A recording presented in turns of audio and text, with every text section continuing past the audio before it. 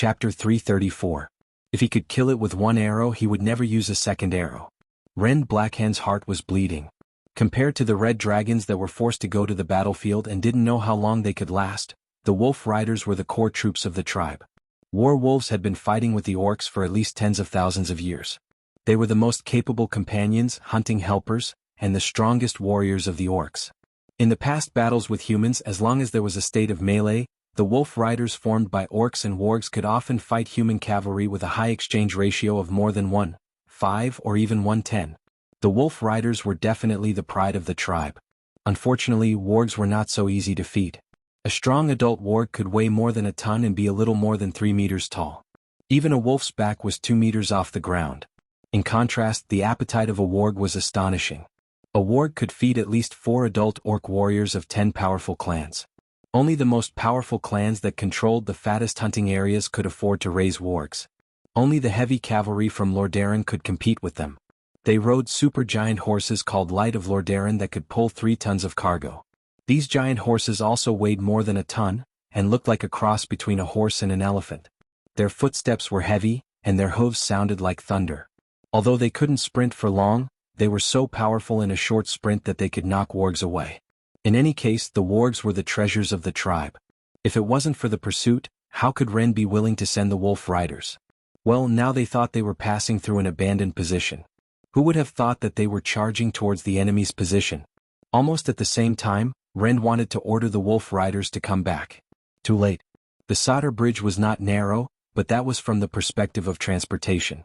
If it was a battlefield, the solder bridge would definitely be a narrow path. The wolf riders in the back already felt that something was wrong and wanted to turn back. Unfortunately, it was not that easy. The next moment, after shooting all the preset arrows, Duque's hands of magic floated into the air. 256 hands of magic blasted out the most powerful, Frostfire arrow. Some of the clans in the horde had strange resistances. For example, the Blackrock clan generally had fire resistance, while the Frostwolf clan had ice resistance. Too lazy to identify them one by one, Duque directly used the Frostfire arrow that could be used by all classes. No matter how high your resistances are, you're just a Mount Wolf. You can't be like a warlock or a mage with all types of resistances, right? The Frostfire arrow, which was a mixture of white frost, red flame, and arcane purple, was the most terrifying reaper, madly reaping the lives of the wolf riders on the narrow bridge. Or there was a huge explosion that splattered hot flesh and blood. Or perhaps the ice that froze everything froze all life. Or perhaps the brilliance of the arcane spell had disintegrated organic matter. No wolf rider could escape unscathed after being hit. Almost at the same time, a strange buzzing sound came from the north bridgehead. The arrow rang, but the bowstring did not ring. This strange technique could only mean that one person had come, Ranger General Servanas. With her jade-white skin and slender body, the female elf maintained her high-speed movement under the cover of the walls and trenches. She didn't need to maintain an optimal shooting range at all. Any place with good cover would be enough for her to shoot a deadly arrow of death. Unlike her sister's traditional way of thinking, Servanas's tactics were more practical. After the rapid increase in arrow consumption, she no longer stuck to using the light wooden arrows unique to elven rangers, which were made of wood from the arrowhead to the shaft. Instead, she casually used the iron arrowhead arrows commonly used by Arthi Highland archers. Their armor-piercing ability was better, but they did not have the almost silent concealment of the elven rangers' wooden arrows. Very simply, in order to increase the deterrence, Servana simply asked the craftsman of Riptide Castle to make a batch of simple whistles for her and attach them to the arrowheads. Once shot, they would make a strange buzzing sound. This kind of small whistle would, of course, affect the accuracy, but for Queen Servana's archery, as long as the target was not more than 100 meters away, the impact would not be big. Anyway, it was used to clean up small fries. Protect the vitals. The wolf riders screamed as soon as they heard the unique sound of the arrow. They immediately used their machetes to protect their throats as much as possible. After days of fighting, they had long understood that the elven ranger opposite them was their nightmare. A dark gray light flashed, and the arrow actually directly pierced through the broad-bladed machete in the hands of a wolf rider, passing through the unlucky fellow's neck. Then, with a violent spray of blood, it hit the shoulder of a wolf rider next to it. Bang! With a muffled sound, the second wolf rider was actually knocked into the body of the third wolf rider. Coincidentally, Frostfire arrow hit the top of the wolf rider's head. Poof! The heads of the two wolf riders were directly blown to pieces. Almost at the same time the second arrow arrived. In one breath, it pierced through the eyes of a warg, entered from the left, exited from the right, and then shot into the throat of the second warg. 3 people, 2 wargs, died in an instant. Elven hero. The leader of the wolf riders gritted his teeth. Sylvanas had already turned into a high-speed moving self-propelled cannon, pouring terrifying firepower on the tribe that seemed low-key, but was actually not inferior to Duque's. The iron arrows became the scythe of the Grim Reaper, reaping the lives of the orc wolf riders. 2 arrows in 1 second. 3 arrows in 1 string. The only thing that restricted Sylvanas's firepower was not her own shooting speed, but the lack of arrows. However, if Sylvanas really shot all the quiver of arrows that she had set up in every corner of the camp, the morale of the orcs would probably collapse first. Within the camp, sharp arrows whizzed through the air. Like Duque's magic attacks, they became a death knell for the orcs. Even so, at this moment, the wolf riders also displayed their strength as the core fighting force of the tribe. Heavy casualties. No enemies were seen. The wolf riders still maintained their high morale as they attacked. They were not afraid of death. Even if they were shot to death or blown up, the wargs under them would still bravely charge towards the human camp, searching for traces of the 2 enemies hiding in the dark. Suddenly there was a change in the human camp. In the air, tall and sturdy elemental creatures were entering the battlefield. Those tall and sturdy creatures that only existed in legends appeared in the air like shadows. There was a large-scale distortion in space. Within the distortion, 3-meter-tall water elemental giants that only had a body and 2 arms, no heads or hands, slowly materialized. The unique spell of ice mages, summon water elemental. The problem was, why the hell did Duque have so many water elemental creatures? When Antonidas summoned water elemental creatures to fight against Gul'dan's demon army, there were only a few dozen of them. But what about Duque? 108 of them. And they were elites. Chapter 335. Was Duque's strength already above Antonidas? Of course not. Antonidas had used his spare magic power to summon the water elementals in order to prevent Gul'dan's minions from interrupting his spell casting. The core was still the magic itself. The fireballs and ice arrows flying randomly in the air were the real killer moves. Duque did the exact opposite. He thought of himself as a summoner. The magic circuits were operating at full power, and every circuit burst with a bright arcane light. The magic reaction was so strong that the light even penetrated through the muscles and veins of his body, and many of Duque's magic circuit lines could even be seen on the surface of his body.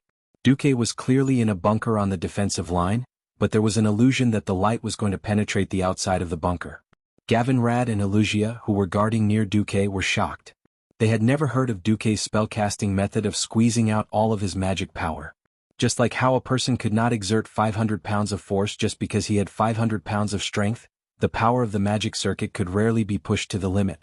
The limit that a person felt was not the limit that they could bear in the real sense. To explore that limit, they needed to practice, analyze, perceive, and improve themselves bit by bit. Similarly, there were many mages who accidentally went overboard when exploring their own limits, and their original magic circuits were overloaded and burned. Duque's pushing was the limit, but it felt like he was walking on a high wire. 98%, 99%, 99. 99%, 99%. That kind of exquisite control made Elugia gape and tongue-tied. He could overload and die at any time, but he lingered on the edge of the gate to hell like a horse on a cliff, refusing to take even half a step in. The effect was obvious. One after another, huge circular magic circles unfolded in the air above the top of the bunker. The magic waves were so strong that Elugia could feel them even through the thick stone layer.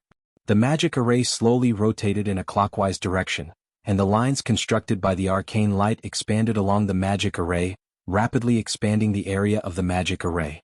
Glug glug. With a strange sound, a huge, translucent, illusory waterfall appeared in the air. It was a huge drain with a width of more than 50 meters. Copious amounts of water poured down from the sky. There should have been a sound like a landslide or a tsunami, but in fact there was no sound at all. Ah! Elugia let out a low cry. Did all the water disappear? No, the water had already entered the bodies of some elemental creatures. In the world that mortals could not see with their naked eyes, Elugia could clearly see the huge waterfall split into 256. He constructed 256 huge water elementals. 10 seconds later, the water elements crossed the boundary between the illusory elemental world and the Azeroth material world, appearing in front of the orcs. Therefore, it looked as if water elements had appeared from the void. The wolf cavalrymen were petrified.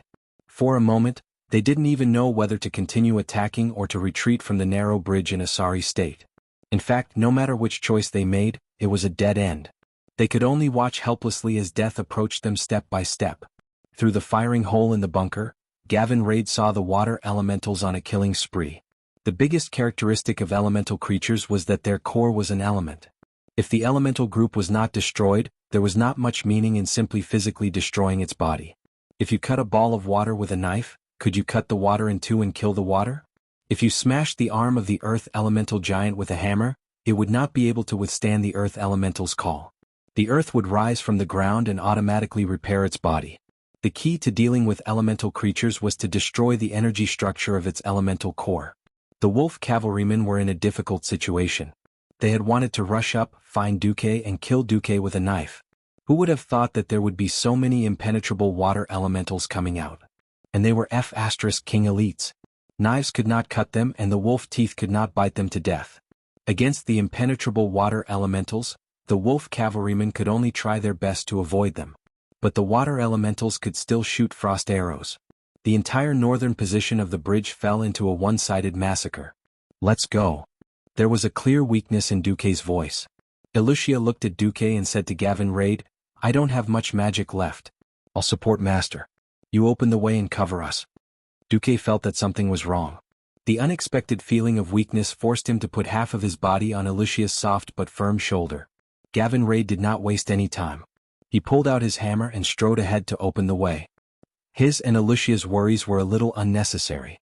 With the protection of the water elemental army and Servanas, the god of death, it was impossible for any orcs to get close. When they saw a large number of water elementals emerging from the position, Zuluhid's dragon cavalrymen also did not dare to get close. After a few turns, it actually did not take much time. Duque and his party had already passed through the tunnel under the hill. They came to the back of the hill. The view in front of them suddenly opened up. 100 fully armed Highland Knights of Riptide Castle were waiting there. After Duque sent away 80% of them without anyone noticing, these promised knight candidates had already come to Duque and swore their loyalty to Duque. Duque also followed the ancient etiquette and used the magic staff he inherited from Mediv, the incomplete Atish, to touch the shoulders of these knights on both sides. The official knighthood ceremony was to touch the left and right shoulders with a long sword. Firstly, Duque was a pharaoh, and the rule of the mage lords was to use a staff instead of a long sword. Secondly, Duque only now realized that he did not even have a suitable staff other than the head of Atish. In order to show respect, he had to tie a sandalwood stick to Atish and use it as a temporary staff. What made Duque's head hurt the most was that even though it was only the head of Atish, it actually provided a magic boost that surpassed all the common goods on the market. No matter what, the swearing ceremony was sacred. King Salas even snuck over to witness the ceremony with his own eyes.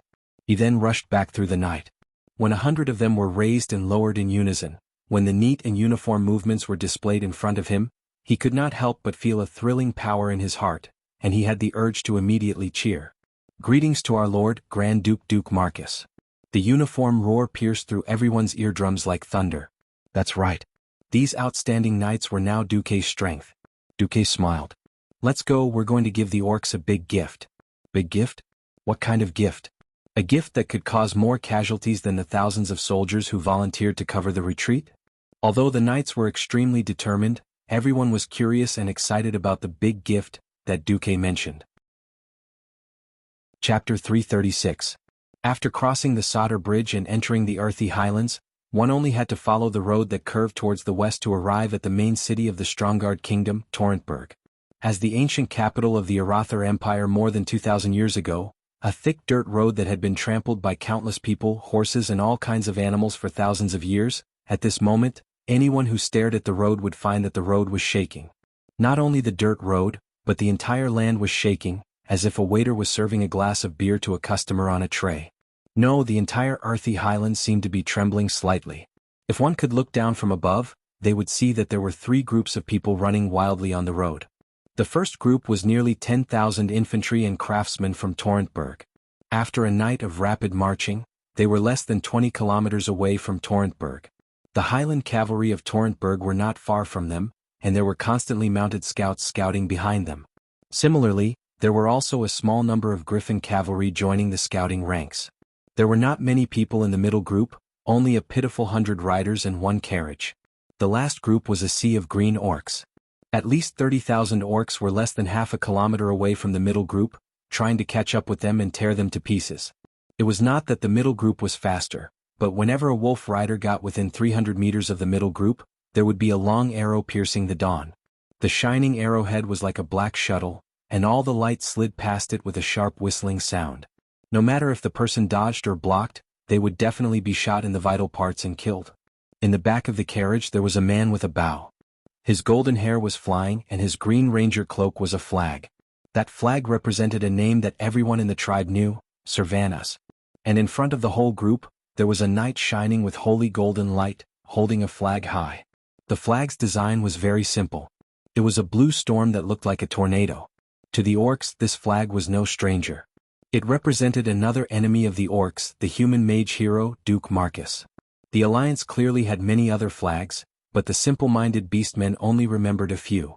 Duke's blue storm flag was the one that left the deepest impression. They were so frantic in their pursuit of Duke that they did not even realize that they had already left the mainland and were running towards the northern part of the earthy highlands.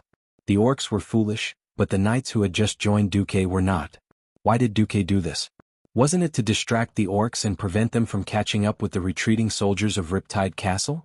Even if they had sworn their allegiance, their origins would not change.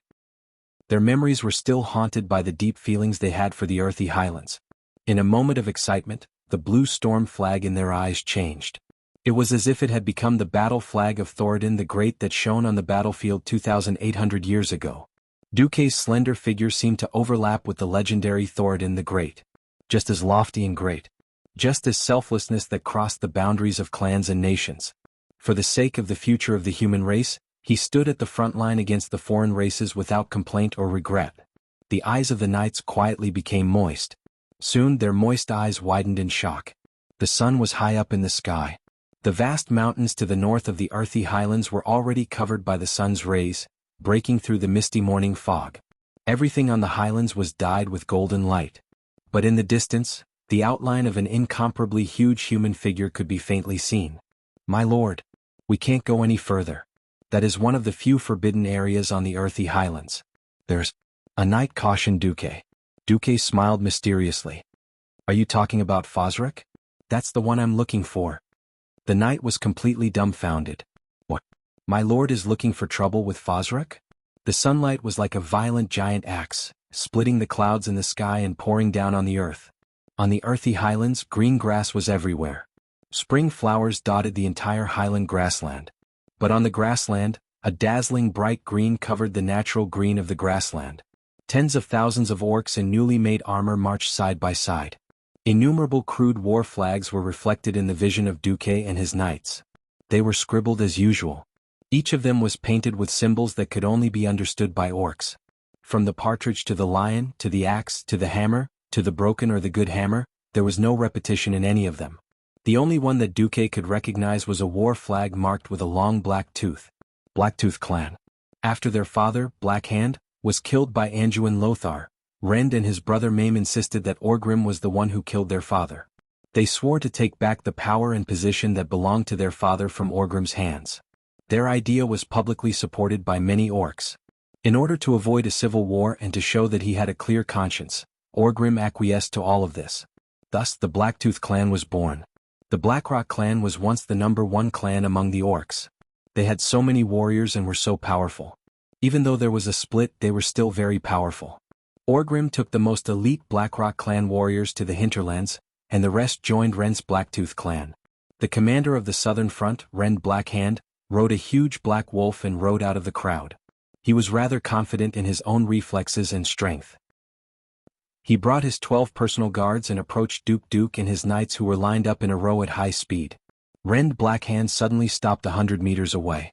"Duke Marcus, today is the day you die. Seeing that you, a coward, are finally willing to face your death, I will not cut off your head as a trophy of war. The head of a schemer is not worthy of becoming my military medal." Duke clenched his teeth and thought to himself, "Damn, I'm really being looked down on." Duke laughed loudly. "Ha! You want my head? You can talk after you defeat my servant, Fosrek. Suddenly, it wasn't just Randall, even the beastmen behind him felt the earth tremble.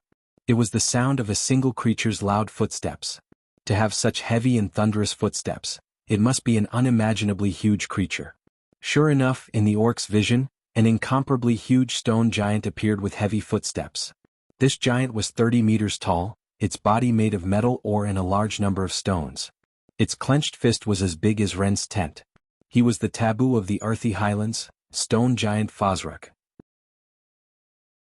Chapter 337. Day after day, year after year, the stone giant Fosrek wandered around the earthy highlands. No earthy knew what he did. He never attacked people, but once he was attacked he would tell you what the wrath of a giant was. Thousands of years had passed since ancient times. Countless people had tried to kill Fosrek to obtain the legendary treasure. Some had even gathered several powerful radiant moon mages to encircle and kill the stone giant.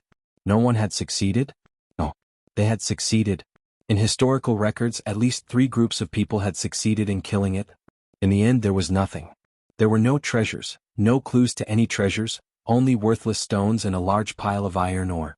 However, after a few days, the stone giant Fosrek came back to life, forgetting about the humans who had attacked and killed him. He seemed to wander around the designated area of the earthy highlands in a daze. But the orcs did not know this story. Hearing the orc leader threaten Duque in the common language, and Duque shamelessly claiming that Fosrek was his servant, the knights around Duque all understood what kind of person their master was. Damn it. He's full of evil tricks. But we like it. A boss who can kill the orcs is a good boss. Those who were wary of mages as lords naturally did not choose to follow Duque. Those who were willing to follow him were, of course, mentally prepared. Moreover, after fighting with the orcs for so long, they had more or less lost friends and family in battle. Seeing that the orcs were about to occupy more than half of the earthy highlands, how could the knights be in a good mood? In the end, the actor Duque with a group of extras walked past the stone giant. As he walked past, Duque did not forget to shout, "Kill him, Fosrek." In the carriage, Lucia, who was standing behind Duque, was so nervous that her heart was about to fly out of her chest. She could not help but tightly pull on the corner of Duque's shirt. Duque was stunned. He was a little unhappy at first, but seeing Lucia's expression, which looked like she was about to cry but did not dare to, Duque could only comfort her softly. "Don't worry, Fosrek won't take the initiative to attack. What if we accidentally touch it?" Lucia's eyes were filled with tears. Duque patted Sylvanas on the shoulder and said, "Don't worry, Sylvanas has misled." Queen Sylvie glared at Duque, clearly saying, "You're full of bad ideas." Seeing Sylvana's expression, Lucia calmed down a little. Sure enough, Duque's group quickly passed through without any danger. On the other hand, the stone giant, Fosrek, continued to march forward in the direction of the Horde's army. If today's commander-in-chief was not the young and energetic Red Black Hand, but a more mature tribal chief, he would definitely not act so rashly. Unfortunately, there were no ifs in this world. Let the dragon cavalry attack. Rant's order was relayed to the Dragon Maw Beastman dragon riders hovering in the air. It just so happened that Zulud was on a different front today. The Horde missed this last chance to avoid making a mistake. In order to show off his strength and his leadership that was not inferior to his father, Black Hand, he only ordered the dragon riders to attack Fosrek instead of Duque's group. Perhaps he felt that Sylvanas's arrows were still a threat to the dragon riders. Or perhaps he thought that killing the stone giant, which Duque relied on the most, would deeply affect the morale of Duque's group. Anyway, tens of thousands of orcs entered into a spectator mode, watching a dozen red dragons fight the stone giant. Fosrek was very strong. A creature that could truly be called a giant was not weak. After being attacked, it immediately launched a fierce counterattack. Huge rocks smashed the bones of several red dragons, causing them to let out miserable cries before falling to the ground. After a full 15 minutes, after paying the price of the lives of 12 young red dragons, the stone giant Fosrek fell and turned into a pile of burning rubble. Ah! Did you see that? Duke Marcus. This is the fate of the powerful elemental creature you rely on. Stupid, despicable man, what other tricks do you have up your sleeve? Why don't you use them all at once? Rant's loud laughter aroused the orcs' cheers. Their wild laughter was so loud that it was as if the whole world was laughing at Duque's overconfidence. No one noticed that Sylvanas's agile and fast figure had flashed next to the stone giant Fosrek's body, took something and then quickly returned to Duque's side. Duke tossed a small stick that glowed with a dull earthen glow to Gavin Rard beside him. Yo, Gavin Rad, do you remember the series of tasks I gave you? Ugh. Gavin Rad recalled the task Duque gave him before he came to the Earthy Highlands, and still felt a headache. In the northern mountains of the Earthy Highlands, the loyal paladin Gavin Rad followed the great hoodwinker Du's instructions to find the whereabouts of a princess. The poor princess was imprisoned under a huge crystal. Her voice was soft and sweet, as if she was crying and complaining, begging the just paladin for help. This scene was like the reappearance of countless fairy tales. The princess was in trouble, but where was the brave prince? Something was not right. Why would a princess be imprisoned in a place like this? He had never heard of any princesses from the 7 major human kingdoms, dwarves, or elves going missing. But since it was a task Duque had instructed him to complete, Gavin Rad had no choice but to obey. In the following days, the paladin almost broke his legs from running around. He went to bully the kobolds and collect Mizral's dust. Then he went to fight some messy small elemental creatures and unlock the jailer stone. Finally, the mysterious princess's instructions were to deal with the biggest mystery of the Earthy Highlands, the stone giant Fezruk. Gavin Rad still remembered the princess's last request in a clear voice. The opening of the jailer stone has basically unlocked these things that are binding me, but there is still an unbreakable lock that prevents me from moving. Do you see the key stone in this circle of stones? The key to open the lock is in the hands of Fezruk. He is one of the giants that imprison me and also the guardian of this stone lock. You must obtain a key called Magic Wand of Order from Fezruk to open the key stone. You have already done so much for me, great knight. Just one more insignificant favor. I will be even more grateful to you. Unknowingly, the consecutive tasks were about to be completed. Although he did not know what kind of princess it was, he was a knight that saved the princess. Gavin Rad was a little excited just thinking about it. Chapter 338. Duque patted the shoulder of Gavin Rad, an aristocratic paladin. Trust me, the princess of Azeroth is most likely a trap. In his mind, Duque silently replaced the most with all. The young man Gavin Rad's face was filled with endless confusion. Sir Marcus knows what kind of princess is down there? What is it? Her voice is so beautiful, then why? Duque said righteously, the creator is fair. Most people with a beautiful voice are not beautiful.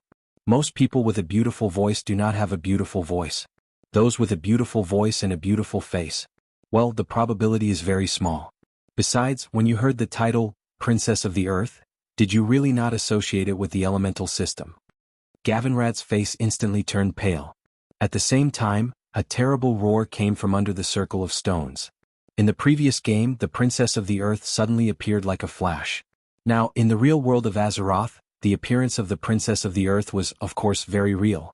On the piece of land that was the focus of tens of thousands of people, the earth was shaking violently. It was as if a huge active volcano had suddenly been born under the ground. There was a faint shaking sound, as if a lava behemoth covered in flames and magma was about to break out of its cage. Gavin Rad suddenly found that in several other places in the Earthy Highlands, bright pillars of light rose into the sky, and those places happened to be where he had been before. Those were the places where the outer confinement magic circles were located. Obviously, the unknown terrifying creature that called itself Princess was breaking the last shackles under the ground. Not good. A despicable human trap. Retreat. Everyone retreat. Rant shouted loudly. He really did not believe in Duque's integrity. Just over half a year ago, he had seen with his own eyes that Duque had ignited the whole of Stormwind City and pulled 100,000 Blackrock compatriots into a fiery hell. Everything was not right, and with the Great Chief's order to retreat, the Beastman army suddenly fell into a panic. Everyone, whether it was the wolf cavalrymen who were eager to avenge their fallen companions or the Beastman warriors who were advancing on foot, was a little confused. Then they turned around and fled in a panic. In their minds, as long as they stayed away from the strange stone fence, everything would be fine. My lord, it's time to retreat. Duque's knight hurriedly shouted. Duke? It's too close. It was Gavin Rad's voice. Duque?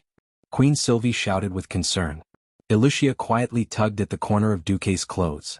Duque was the only one who was incomparably calm and collected. His face was as calm as the wind and clouds. Oh no, it was a pretentious expression of someone who forcefully turned into ashes while talking and laughing.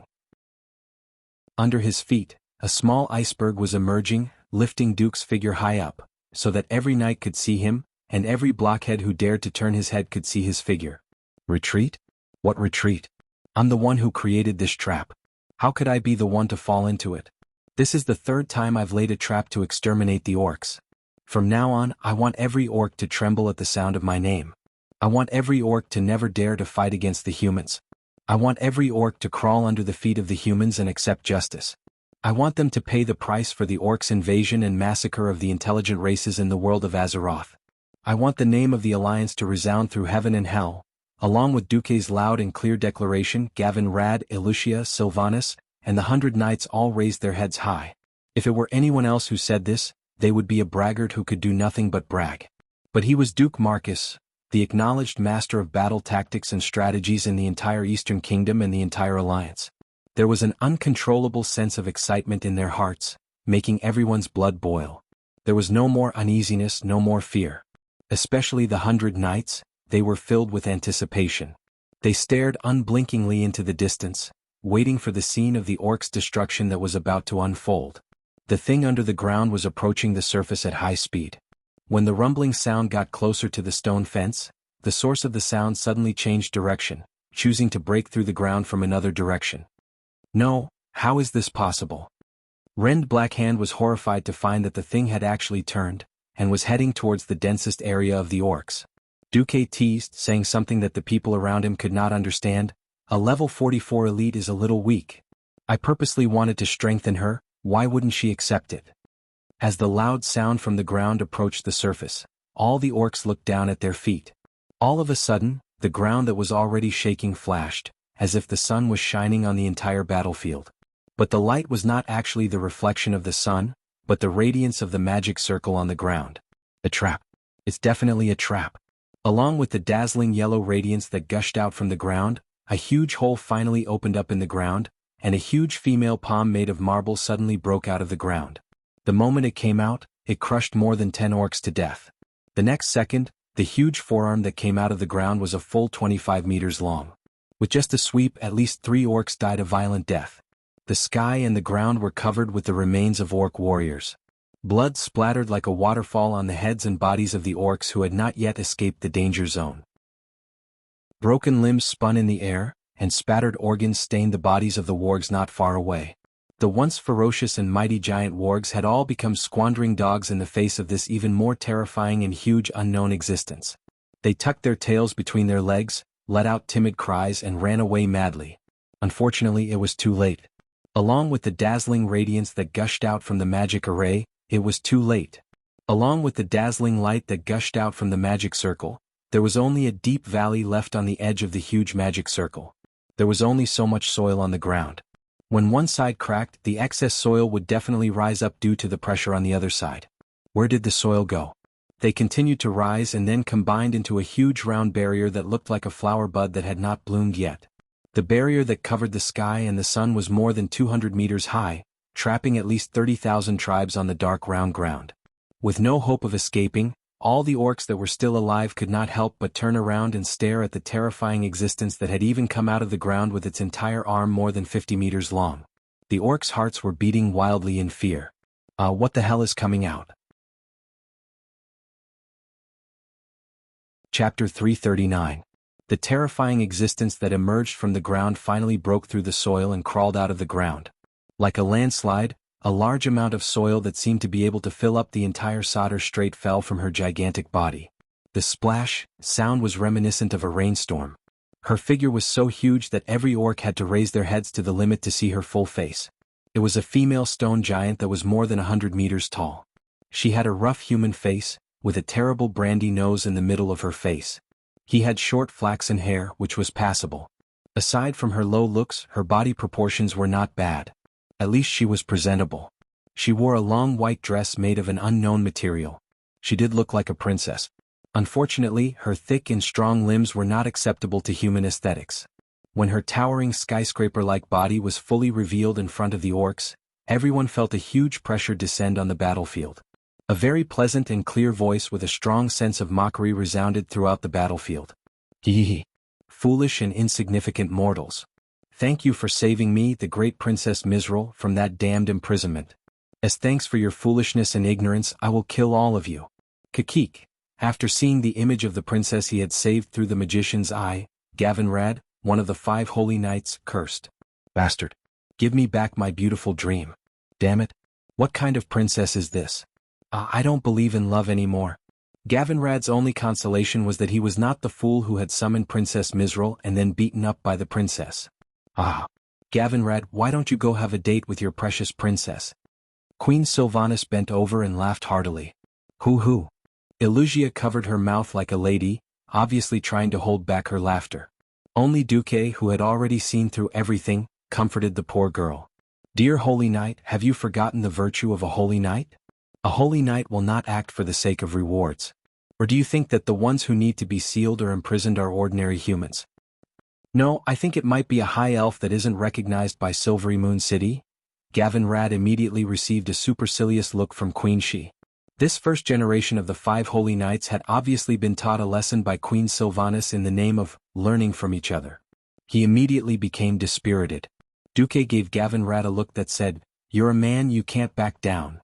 Gavinrad rolled his eyes. "If you're so good, why don't you go?"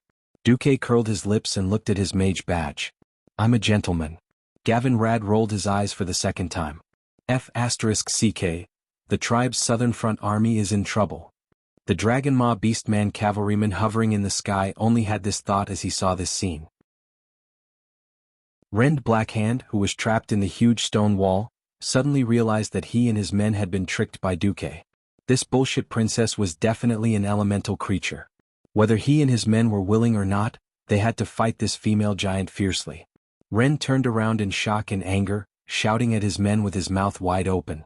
Unfortunately, in the glaring earthy yellow light caused by the elemental summoning, the female giant's laughter drowned out all the orcs' voices.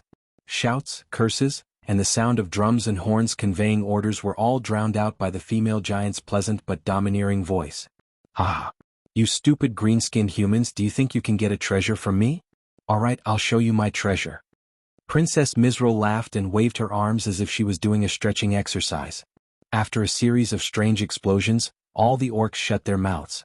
Everyone saw a lot of water and fire elemental giants appearing around them. Everyone saw the fear on their companions' faces. They saw their mouths opening and closing, but they couldn't make a sound like they wanted to scream out loud. There was no Loktar for victory.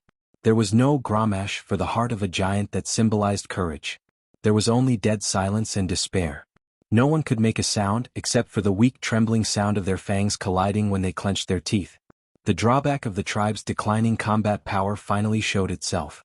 If this was the original elite led by Blackhand, they would have rushed forward with heavy weapons at this moment. Even if they died, they would not be afraid. If the leader was a famous chieftain of the tribe, a great hero like Hellscream or Deadeye, the orcs would also have a backbone. Unfortunately, it was Rend Blackhand, a small chief of a new clan who had yet to prove himself. Perhaps he had an excellent bloodline, but no orc would recognize Rend's bravery before he had any achievements. Rend raised his arms and shouted, but his voice was muffled. Stone Edge Exiles. These were Princess Misril's summoned creatures. Unlike the original version, these Stone Edge Exiles, made up of various elemental creatures, were also strengthened. Yes, that huge elemental amplification magic circle was Duque's work. Duque not only strengthened the princess, but also strengthened the princess's summoned creatures. Otherwise, the princess would have only unsealed the original stone fence and not come out from under the feet of the orcs. Like the most professional terrorist, Duque had even predicted the orcs' reactions. He lured Misril out in the core area where they had retreated. And in order to create the effect of closing the door and beating the dog, Duque attached a magic model to the magic circle. Yes, a certain prince's ultimate skill, Heaven's Fall, Earth Shatter. Now Misril's minions showed their power. The blazing fireballs brought with them the sound of explosions as they crisscrossed across the enclosed battlefield. Not only were there deadly fireball spells, but there were also Frost Nova and Lightning Shield spells. The spells that the High Elves and humans had painstakingly learned were, in fact, the natural skills of elemental creatures. Of course, they were not as good as the elemental creatures. Huge fireballs exploded on the grass. Regardless of whether they hit anyone or not, a chaotic gust of wind mixed with flesh and soil would immediately follow. Even the most courageous beastmen couldn't help but subconsciously stop moving. Terrifying shockwaves, some white and some yellow, were like drops of water falling on a calm lake during a rainstorm. The bright rings spread out one after another. However, any of the bright rings represented death and destruction. Whether it was the burly orcs or the huge wolves that weighed more than a ton, they were all sent flying by the shockwaves of the elemental magic explosion. If they were unlucky and encountered several shockwaves at the same time, they would really die without a complete corpse. Chapter 340.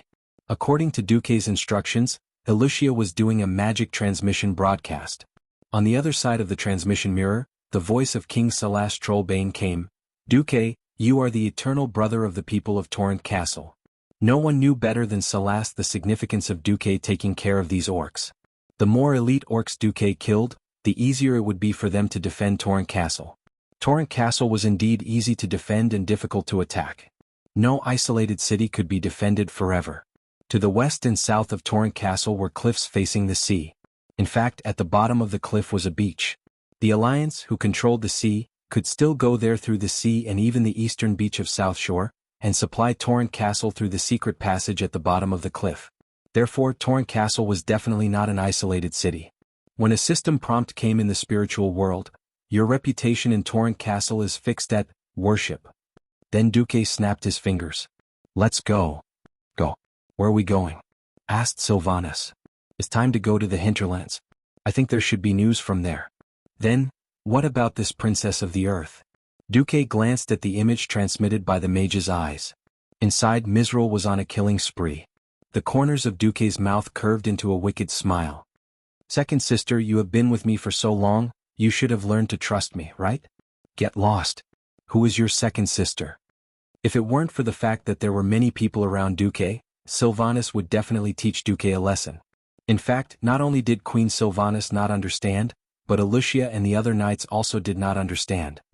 Here, it was Gavin Rad who was the clearest about Duque's deeds. Cough cough. He knew that he had to be a bootlicker, and now was the time to shine. Sir Marcus's plan is the most sophisticated. If I'm not wrong, the magic array's effect on Princess Mizrael has a time limit. None of the people present were fools. Everyone understood. Damn it. Sinister indeed.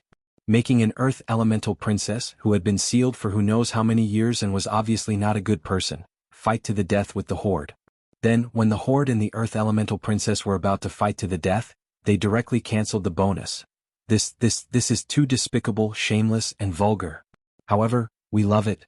Duque's group left lightly. He didn't confirm the result of the battle, and he left right in front of the tribe's dragon riders. Sylvanas was sitting on the roof of the carriage with his bow in hand.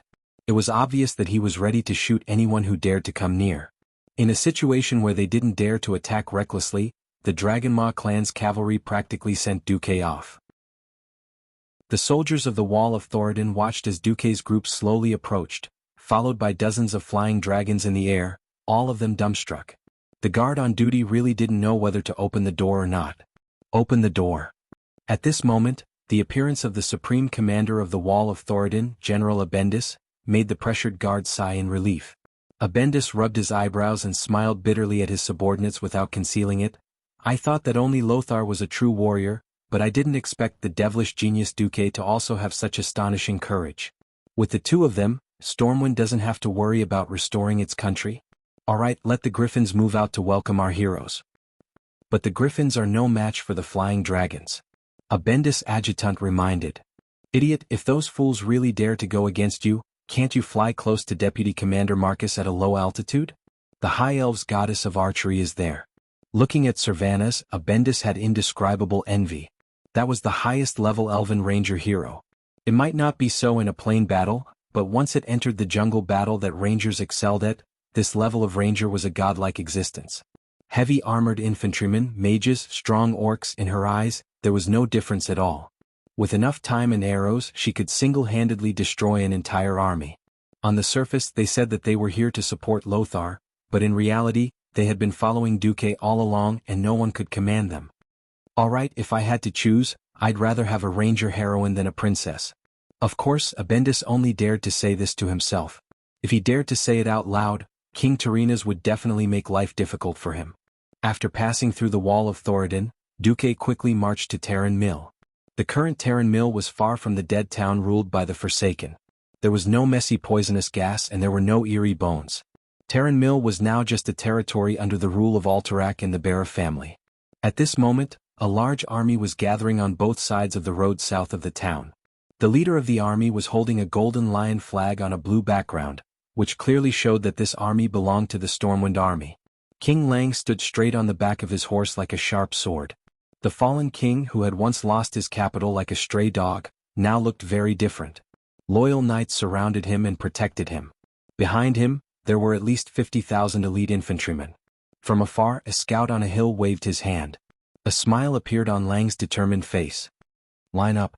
As soon as the order was given, the messenger immediately blew the horn. The soldiers who were originally resting on the side of the road performed perfectly. They did not panic at all. Every one of them seemed to be an automatic puzzle piece guided by an inexplicable force. In an instant, they found their positions and formed a long and straight square formation. Their armor was well fastened to their bodies. Because they were marching, every soldier only wore half-body armor. However, the shields on their hands were well strapped. As long as there was the slightest sign of trouble, they could immediately pull out their swords and raise their shields, forming a solid shield wall with their comrades. The soldiers who were close to the inside of the formation would immediately raise their spears, turning the formation into a big hedgehog. The commanders of the various platoons stepped out and began to inspect the formation of their subordinates. In fact, they were only there to supervise the formation. The squad leaders of each squad had already restrained their subordinates well. In just 10 minutes, an orderly marching formation had appeared on both sides of the road. At this time, a small group of cavalry galloped over from afar. Seeing this scene from afar, Lang and General Tom Simoy showed obvious joy. Not only them, but every Stormwind Knight also showed a warm smile. Chapter 341. At the very front of the group was a man and a woman. The woman was an elven ranger, her pride and wildness comparable to the stars in the sky. Her impressive battle record gave her a graceful bearing. Including the dragon riders flying in the sky, she had killed close to 4 digits, which was enough to make her the archer army of the entire alliance. The man was an excessively young wizard. The star emblem on his left chest told everyone that he was a rare young morning star wizard. However, the most eye-catching thing about him was his composure and carefreeness. It was as if he could annihilate thousands of troops just by talking and laughing merrily. Every single soldier was deeply attracted by his unparalleled demeanor. Moreover, the brilliance of wisdom in his eyes revealed his commander's temperament without a doubt. Lang sighed softly. "Lothar did well in Silverpine Forest." General Seamus replied, "Yes. Commander Lothar was born to be a commander." While Duque was busy with the Battle of the Arthi Highlands, Lothar had indeed done well there. He made use of the Horde's eagerness to expand their living space, pretending that the defensive line had collapsed. After sacrificing nearly 100 kilometers of defensive line in the south of Silverpine Forest, he organized all the cavalry to wrap the orcs in a dumpling. Then, with the help of the FFF's flamethrower unit, they surrounded and killed 50,000 orc warriors in one fell swoop. This completely changed the power ratio between the Alliance and the Horde in Silverpine Forest. After this battle, the Horde basically lost the ability to break into Tirisful woodlands. However, with Grom Hellscream choosing to defend to the death, the Alliance's attack on the Horde's camp felt like a mouse trying to pull a turtle. It was already a blessing for a country to have a commander. Who would have thought that the 2 most dazzling commanders in the entire Alliance were actually from Stormwind? Even Lang, who had watched Duque's rise step by step, felt a sense of happiness, as if a pie had fallen from the sky and smashed into his stomach just as he was about to starve to death. After a series of battles, not only were the citizens saved, but Stormwind's elite soldiers were also trained. Soldiers who had never experienced real battle, no matter how well they were trained, were still rookies who could easily die in battle. Looking at the 8 nations of the Alliance, none of them were as fortunate as Stormwind City. With the 50,000 elite soldiers that had been withdrawn from Stormwind City as the backbone, they had successfully trained a total of 120,000 power soldiers through 2 defensive battles. This was just a rough figure. In reality, according to Duque's guidance, there were disguised killings of prisoners of war in Stormwind's territory. It was also not entirely correct to accuse Stormwind of murdering the captives, as it was nominally a gladiatorial competition. However, it was usually 10 fully armed militiamen with 4 weeks of military training against 1 orc. The militia could kill the beastmen at will, but the beastmen were not allowed to kill the militia. The death of any militia would result in the beheading of 20 orc captives. Stormwind used this method to quickly and effectively train all the adult men. Although the Church of Holy Light had also complained about such behavior, the Rotterdam Kingdom also had gladiatorial arenas. Killing captives in such a way was really inexcusable. Moreover, among the hundreds of thousands of refugees in Stormwind, who did not have a blood feud with the orcs. If Stormwind was really desperate and did not hesitate to go all out, they could immediately summon 300,000 soldiers. Would the orcs be afraid of that? Of course, Lang would never send the last man in Stormwind to the battlefield unless it was absolutely necessary.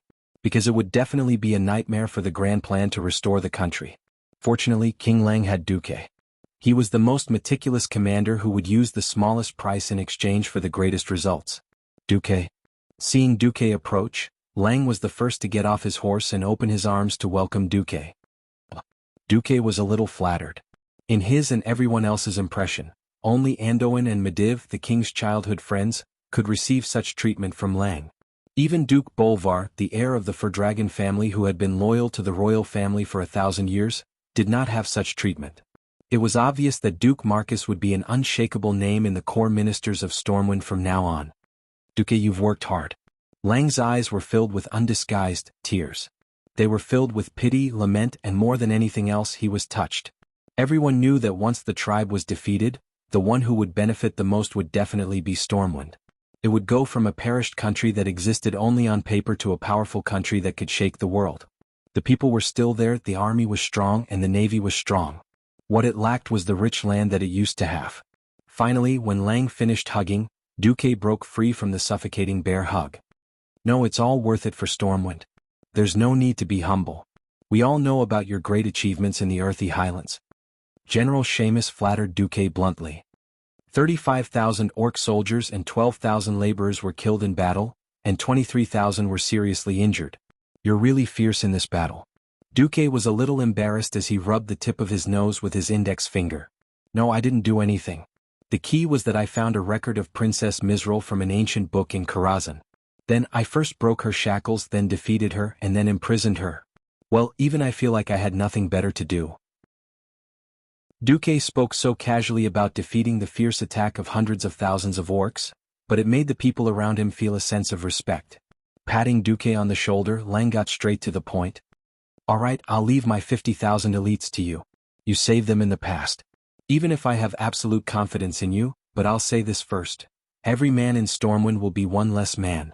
I don't want you to lose them by accident. Duque assured him. Don't worry. I'll bring 50,000 people, and at least an additional 100,000 elites for the Alliance. Almost at the same time in the hinterlands. There, my king. Cudrin Wildhammer, the king of the Wildhammer dwarves, a dwarf king with a beard that looked like orange flames. As the most famous griffin knight in the Wildhammer tribe, he had the best partner, and that was his griffin, Scarlet. A dwarf named Farland was pointing in the direction of his hand. Cudrin's sharp eyes caught something. He kicked Scarlet with his heel. His griffin let out a soft neigh in response, tightened its wings and began to dive down. Soon he could vaguely see a large group of things passing through the forest below. Trolls? No, definitely not. Ever since the War of the Three Hammers 230 years ago, the Wildhammer dwarves left Cosmoden and went north to the hinterlands to rest and recuperate in the Eagle's Nest Mountain. They had many conflicts with the trolls here. The Wildhammer dwarves could recognize the trolls even if they were ashes. Chapter 342. Although the creatures below had green skin similar to the disgusting forest trolls, they walked on the ground instead of flying over the branches. As creatures that understood the forest as well as the elves, their footsteps were too heavy and careless. It should be said that they never thought of covering their tracks. When they passed through an empty field, Cudrin saw those creatures clearly. They were taller and more muscular than humans. They had thick muscles and long legs that were as heavy as elephants. They were either carrying heavy weapons like axes and hammers on their backs. No matter what these creatures were, they were preparing for war. To hell with green-skinned monsters. They're so ugly. Cudrin pulled the reins backwards, causing the griffin's head to tilt backwards. It was a signal for the griffin to ascend. Scarlet swung its long golden tail, spread its huge wings, and flapped them a few times, stirring up a large gust of wind as it once again ascended into the sky. There, Flander and the other griffin knights were circling, waiting for their king. Cudrin rode on Scarlet and joined the flying formation. Go back. Cudrin called out, and the entire squad of griffin knights began to fly at high speed. The wind howled in their ears and everything in their field of vision was flying backwards at high speed. The strong wind blew his well-combed beard and hair to the side, pulling at his chin. Flying day after day also made his skin rough and full of the smell of weathering. Even so, he and his subordinates were still immersed in the pleasure of flying without gravity, unable to extricate themselves. Fly. This was even more exciting than the 3 consecutive hairpin turns on Mount Akina. After a high-speed flight, a huge stone sculpture in the shape of an eagle was overlooking the land of the hinterlands from west to east in a domineering manner. That was the home of him and all the wild hammer dwarves, Eagle's Nest Mountain. Ever since the terrible War of the 3 Hammers, the dwarves split up. Although they did not have any deep conflicts with their Bronzebeard brothers, they still chose to refuse to live under someone else's roof.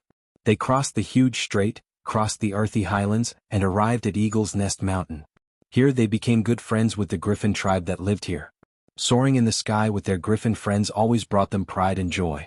It was a pity that this flight did not bring Kudrin any good mood. The great demons attacked, bringing with them a large group of despicable and crude unfamiliar humanoids. Everyone gather, unless you want to see those ugly green-skinned creatures stroll through our land. Holding a bonfire party on our land with the corpses of our people. Kudrin roared with his thunderous voice. Not long after, the entire Eagle Nest Mountain was roused. Get ready to fight, lads. We're going to let those green-skinned monsters know that they're not welcome in the hinterlands. Kudrin waved his war hammer. Half a day later, Stormwind's army that was advancing in the northeast of the Hillsbrad Hills received the news. After the handover, King Lang returned to South Shore and guarded it with Bolvar. The commander of this army was naturally Duque. Are you sure that they've formed an alliance and are not just passing by? Servanas asked an Elven Ranger nervously. With only one combat team left, the Elven Rangers were no longer enough to form a fighting force, so they were all sent to scout by Queen Sylvanas. The scout's report made Servanas very worried. If the great demons and orcs had really become allies, it would further confirm Duque's speculation. Even if Duque had sent Aurelia and the elites of the Windrunner family back, it would still cause a lot of trouble. The ranger replied angrily, I'm absolutely sure. I heard their conversation. Those damn great demons and orcs were communicating in broken human language. In order to make each other understand, they roared every word. It's obvious that they've reached some kind of alliance. The Elven Ranger showed a strong sense of anxiety, which was exactly the same as Queen Sylvanas's. They're preparing to attack the Eagle Nest Mountain and then go to Kuel Salis. Kuel Salis was the home of the High Elves. Just like how the people of Stormwind hated the orcs who had killed countless of their people, the elves and trolls hated each other. Over the millennia, too much blood had been shed in the fight for the forest. Their hatred had already melted into the blood-stained soil of the forest, so thick that it could not be dissolved. If the trolls joined the horde, it was obvious that in order to thank their new ally, the horde's spear would be pointed directly at Kuel Salis. Servanas turned to look at Duque. The playful, competitive and indifferent aura that wrapped around her had long disappeared without a trace. All of her aura had formed a clear domain, as if even the clock that ushered in the long-cherished wish of killing the great demons had been frozen by her fighting spirit. Servanas' ability to change her aura at any time and place made Duque involuntarily sigh with emotion. Yes, Queen Sylvanas had the liveliness of a windrunner, but also the coldness of a general. This kind of superwoman who could perfectly merge 2 different auras into one. He really did not know who could subdue her. In Duque's memory, there was no memory of Servanas, who had become the forgotten queen, having any entanglements with anyone until very late in the game. And as time went on, Queen Sylvanas became more and more extreme. Ugh, let's not think about that for now. What really changed the situation of the Alliance was the Third War at the Dark Portal. Duque shook his head, dispelling those thoughts that did not fit the current situation from his mind. The situation has changed a lot. Since the trolls are likely to join the horde, we need to quickly inform the Wild Hammer dwarves not to fight the horde first. Duque turned to look at Windsor. Reginald, bring that thing with the rest of the army and come here as soon as possible. Windsor nodded. Duque then looked at Tom Seamus. Tom. Speed up the march? I understand. Duque blinked. I need you to enter the battlefield at the right time. I will let Elugia inform you of the specifics through magic. Tom and Elugia nodded. Finally, Duque looked back at the anxious Servanas. Since you are in such a hurry, why don't you fly with me? Servanas looked at the griffin rider leading 2 majestic griffins. After a long while, she finally said, I don't know any riding skills. Duke's eyes widened. Chapter 343. More than once, Duke had found that this Azeroth was a bit off. A deviation of 21% wasn't high, but it wasn't low either. At least it was more than 1/5. Duke really didn't know whether Sylvanas knew how to ride or not. He only vaguely remembered that both the High Elves and the Blood Elves of later generations liked to ride a chocobo that looked a bit like an ostrich. Back in the game, he had killed a certain tragic prince countless times for a white chocobo. He had almost pulled out the prince's last pair of underwear before he managed to kill it. An ordinary man was not guilty, but Kale, that's with 2 mounts, being a rich man was a sin. Well, in this life, Duke and Kale, that's didn't have any deep grudges. No matter what, Queen Sylvanas was clearly saying that even if she didn't know how to ride a griffin, she still had to take him. When it came to the safety of her homeland, she had long since entered a state where she wouldn't listen no matter what. Instead, Gavin Rad raised his hand and said, I don't know how to ride a griffin, so I won't go. Duke looked around and realized that if 2 people and a griffin were to ride, Sylvanas would have to rely on him. Okay. The captain of the Griffin Knights secretly rolled his eyes and couldn't help but praise a certain deputy commander in his heart. It was an unwritten rule that women were forbidden in the army. But there was no rule that said women couldn't go to the battlefield, right? Although the 2 blonde elven rangers had been hovering around Duke all day, they could fight better than any man. In terms of kills alone, they could beat any man by 9 streets. The Silverhand Knights had made a name for themselves in the Silver Pine Forest. Wuther, who was the best at fighting, only had a kill count in the triple digits. What about Aurelia and Sylvanas? The former had 1,388 kills, while the latter had 2,172. Moreover, if Aurelia hadn't left midway, it would have been most likely Aurelia who had been in the lead who kept the kill record. In 4th place was still the Windrunner, which was the 4th sister Lilith with 812 kills. It wasn't wrong to say that the Windrunner sisters were a force to be reckoned with. Of course, the most insane orc killer in the alliance was none other than Duke. Even though Duke had very humbly pushed out the merits of trapping and killing the horde to the other warriors, most of the merits were still given to Duke for this battle at the Strait and using Mizral, the princess of the earth, to trap and kill tens of thousands of orcs. On official records, Duke's kill count was 61,820. It had to be known that Duke wasn't just killing people. On his kill list, there were also powerhouses like the Beastman Fire Clan's Patriarch Dal Triple Bloodblade, the Storm Marauder Clan's number 2 Warlock Rakama, who was second only to Ghoul, Dan. In the eyes of the Alliance's soldiers, Duke was definitely a true powerhouse. So, when they saw Sylvanas get on the griffin from the back and sit behind Duke, the knights all smiled. As long as Sir Duke can lead us to victory in this damn war, I don't care how many women he has. The playful looks from the people around almost made Queen Sylvanas furious. Before Queen Sylvanas could get on the griffin, Duke's waist was immediately attacked. Damn it, what now? No matter how good of a temper Duke was, he would still be angry after being attacked for no reason. If we enter the battle, you will have to hug me tightly, and I will, according to what you said, I will be taken advantage of by you. While I still have time, I will take revenge first, Sylvanas said with confidence. Also, we must stop the horde before they turn to quell the loss. Otherwise I will twist your head off. Sylvanas confidently spoke about unreasonable things. Duke felt wronged. He had once told Aurelia what it meant to take advantage of a horde, and Sylvanas learned it. He even used it on the spot. No, this was already in advance.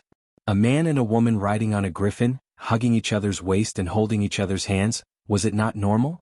Is there a need to take revenge on me? And it's in advance? Of course, what Duke couldn't stand the most was that Queen Sylvanas actually wanted his people to fight to the death here to stop the horde. What a joke. How could the elites of Orgrim be so easy to deal with? And in the forest where the combat power of the trolls and orcs was infinitely amplified?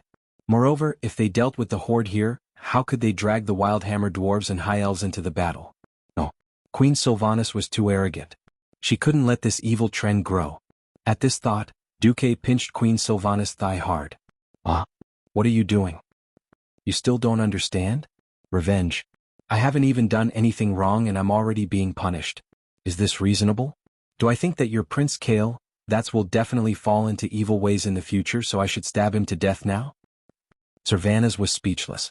Duke thought maliciously, if this works and I don't have to take responsibility, Duke will first deal with that idiot Kale, and that idiot Arthas first. Duque thought again. If Queen Sylvanas pissed on my head now, will I have a good life in the future? No, no.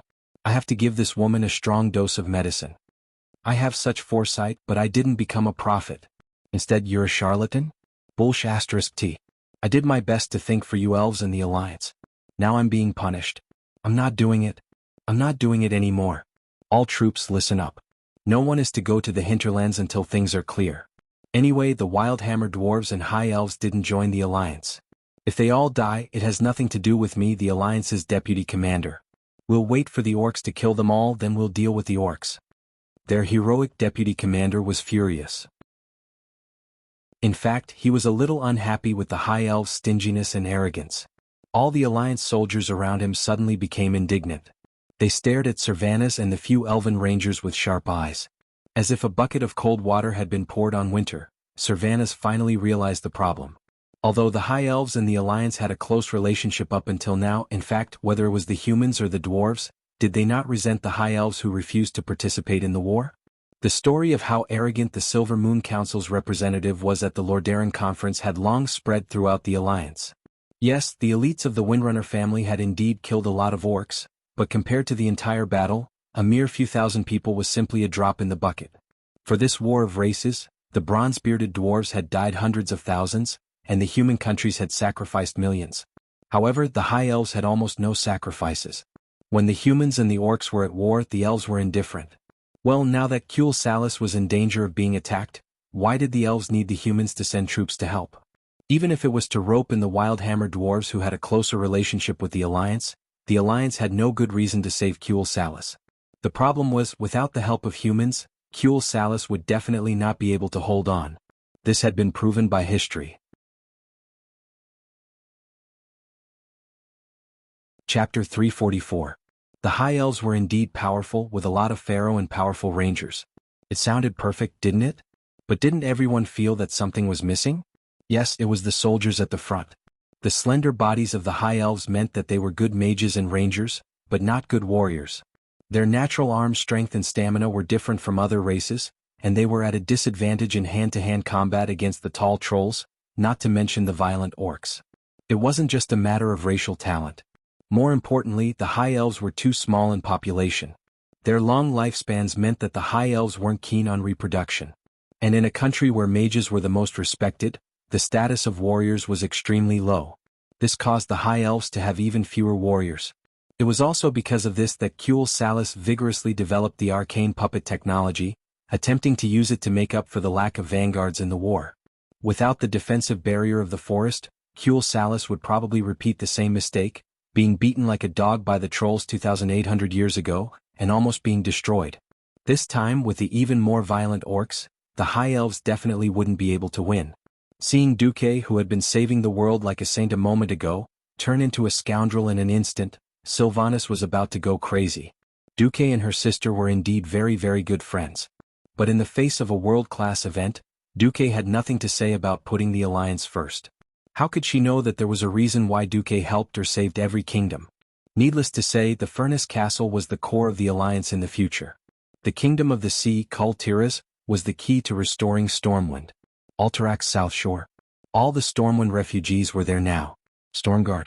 Duque clearly remembered how tragic the torrential castle would be after the Third War. Duque had sown the seed today, and he would definitely reap the fruit in the future. Perhaps Duque was indeed a great hero of the Alliance today, but when it came to saving the world, Duque definitely wouldn't mind helping himself. Only he knew that in the future, it would be a world where dozens of meters-tall demons roamed the streets. If he didn't preserve more vitality today, he would have to pay a higher price and compromise in the future. He had to assert his authority. No. I have nothing to do with Queen Sylvia. I just want to establish a master-servant relationship. Seeing Duque looking at himself with a deep gaze, Sylvanas was at a loss for what to do. It wasn't that she didn't have talent in this area. It was just that her older sister was more mature and steady. She didn't need to think about this at all. She just needed to be a ranger general and be a paycheck thief in Silver Moon City. All of a sudden, she was asked to give a plan, or a suitable identity and reason for Duke to lead the army to save Quell the Loss. She really couldn't say anything. After discovering that Duque wasn't threatened by her at all, she bit her lip and stared at Duque without saying a word. 1 second, within 5 seconds, 30 seconds, the air seemed to have frozen and time seemed to have stopped. Finally, a pleading look appeared in Sylvanas' eyes. Duque didn't want to push Sylvanas too much at once, so he sighed in the end. Sylvanas, it's not that I'm threatening you on purpose or that I don't want to send troops. Faced with the barbaric invasion of the tribes, the 8 countries signed the Lordaeron Alliance Treaty. It's reasonable for me to lead the army into any of the 8 countries, but not Quel Salis. However, Quel, the loss was different. Once the army of the Alliance stepped into Quel, the loss without the official permission of the Sun King, it would be equivalent to declaring war on the High Elves. I can't bear this responsibility, neither can Lothar. No king or kings can bear this responsibility. Then what do you think we should do? Sylvanas' heart sank when she heard this. She wasn't young anymore. As a ranger general, she knew very well how the old bastards of the Silvermoon Council were. In times of peace, this might be a manifestation of democracy. But in times of war, these guys could do nothing but hold the army back. Even if it was her sister who went back, she would have to ask King Anastrian and the Silvermoon Council for help. That was easier said than done. Even after 2,000 years, there were still counselors who complained that they had given the humans too many benefits. This made Anastrian, who succeeded the throne after the Troll War, rather embarrassed. After all, even if he wasn't the one who set the terms, it was the Sunstrider royal family's fault. Duque let out another long sigh. So the crux of the problem isn't with our alliance, but with the High Elves themselves. Then, there's nothing we can do? For the sake of my sister and the Windrunner family's friendship with you. Sylvanas' body was trembling. For the sake of friendship, you can come up first. Duque reached out his right hand to Sylvanas. When I deduced that the Horde might attack the hinterland's Eagle Nest Mountain, I wrote a letter to Magni Bronzebeard. Because his father is heavily injured and can't do anything, Magni, as the acting king of the Bronzebeard dwarves, asked me to save their Wildhammer dwarves if the Eagle Nest Mountain is attacked. So, it's absolutely reasonable for us to go to the Eagle Nest Mountain. And then? If we can successfully protect the Wildhammer dwarves, we will pursue the Orc and Troll Alliance all the way to the border of Quel Salis. But let me say this first. If Quel Salis doesn't officially join the Alliance's soldiers will never step into the High Elves' territory. Duque emphasized the word, alliance. You've already thought this through, haven't you? Sylvanas said angrily, but she put her hand on Duque's palm. Ugh, Queen Sylvanas' hand is so soft. What the hell, why don't these rangers even have calluses on their hands when they use their bows all day? The High Elves' bodies are really unscientific. Queen Sylvanas didn't give Duque any more chances to be distracted. With a nimble flip, she sat on the back of the griffin behind Duque. Originally, Duque had fantasized about whether Queen Sylvanas would stick to his back. Unfortunately, Queen Sylvanas, who had just embarrassed Duque, was very defensive. No matter how the griffin twisted its back, or how the griffin shook its wings, Queen Sylvanas held onto the griffin's back, keeping her chest at a distance from Duque. At most, she held onto Duque's belt with both hands. Unfortunately, an hour later, Queen Sylvanas' efforts to prevent herself from being taken advantage of were destined to go up in smoke. That was because there was a battle ahead. Countless griffins circled in the sky. On the ground, pitch-black spears shot into the sky, shooting dwarves and griffins down from time to time. Sylvanas clenched her teeth, pressed down on Duque's shoulder, and flipped in front of Duque. Hold onto my waist tightly. Chapter 345. In the name of our ancestors, there are too many of them.